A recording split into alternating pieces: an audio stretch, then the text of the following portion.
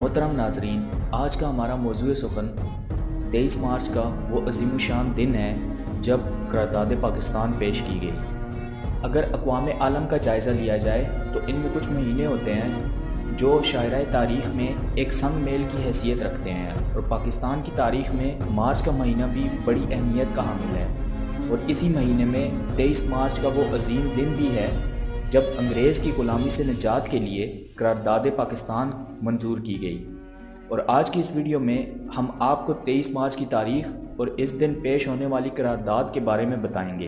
23 मार्च की तारीख़। 23 मार्च का दिन पाकिस्तान और इसमें बसने वाले तमाम लोगों यानी पाकिस्तानियों के लिए बैस फ़ख्र है, क्योंकि आज ही के दिन पहली बार करारदाद पाकिस्तान पेश की गई। और इस करारदाद की रोशनी में कायद-ए-आज़म मोहम्मद अली जिन्ना ने खुदादा काबिलियत, सियासी फ़हम व फ़रासत, अज़्म व जुर्रत, यकीन महकम और अमल पहम से दुनिया के नक्शे पर एक नई मुमलिकत का इजाफ़ा किया, जो बरे सगीर के मुसलमानों की एक अहम और अशद ज़रूरत थी।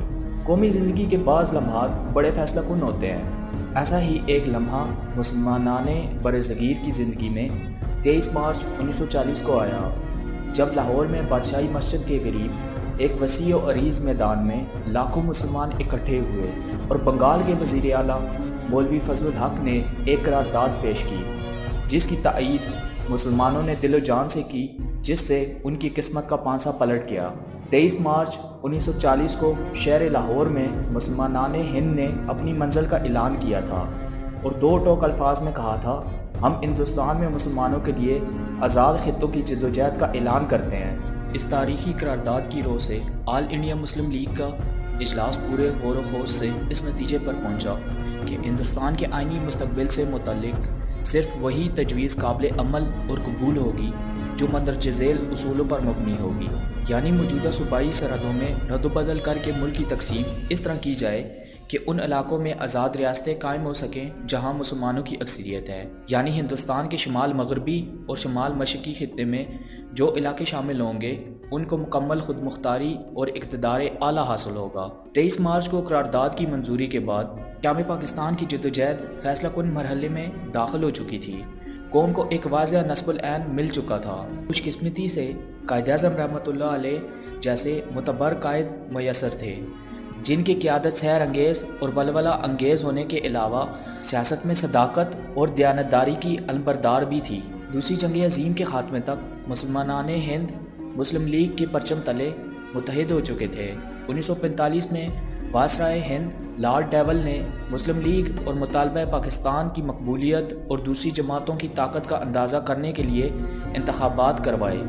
कांग्रेस के इमा पर बनने वाले मुसलमानों के नाम नहाद मुत्तहिदा महाज की मुखालफत के बावजूद मुस्लिम लीग को तारीख़ी फ़तह हासिल हुई और मुस्लिम लीग मुसलमानाने हिंद की नुमाइंदा जमात बनकर सामने आई और इस तरह हुसूल पाकिस्तान की मंजिल करीब से करीब तर हो गई। अक्टूबर 1946 में एक अबूरी हुकूमत कायम की गई, जिसमें मुस्लिम नुमाइंदगान की क़यादत लियाकत अली ख़ान ने की। इधर हुकूमती ऐवानों में कायद-ए-आज़म रहमतुल्लाह अलैह मुसलमानों के सियासी हुकूक के तहफ़्फ़ुज़ और क़याम पाकिस्तान के लिए सियासी जंगें लड़ रहे थे, तो दूसरी तरफ हिंदू मुस्लिम फसादात ने पूरे मुल्क को बुरी तरह अपनी लपेट में ले रखा था। इन फसादात में लाखों मुसलमान शहीद हुए। 3 जून को तक़सीम हिंद के मंसूबे का ऐलान किया गया। इस तरह 14 अगस्त 1947 को वो मुमलिकत दुनिया के नक्शे पर नमूदार हुई जो मुसलमानों के दिलों की आवाज़ थी। 23 मार्च का दिन हर साल अहले पाकिस्तान को इस जज्बे की याद दिलाता है जो क़याम पाकिस्तान का बायस बना। आइए हम भी याद करें कि अपने मुल्क पाकिस्तान की जोग्राफियाई और नज़रियाती सरहदों के तहफ़्फ़ुज़ की खातर अपने खून का आखिरी कतरा तक बहा देंगे। अल्लाह पाक हमारे प्यारे मुल्क पाकिस्तान की हिफाजत फरमाए और इसे तरक्की की राह पर गामज़न करे।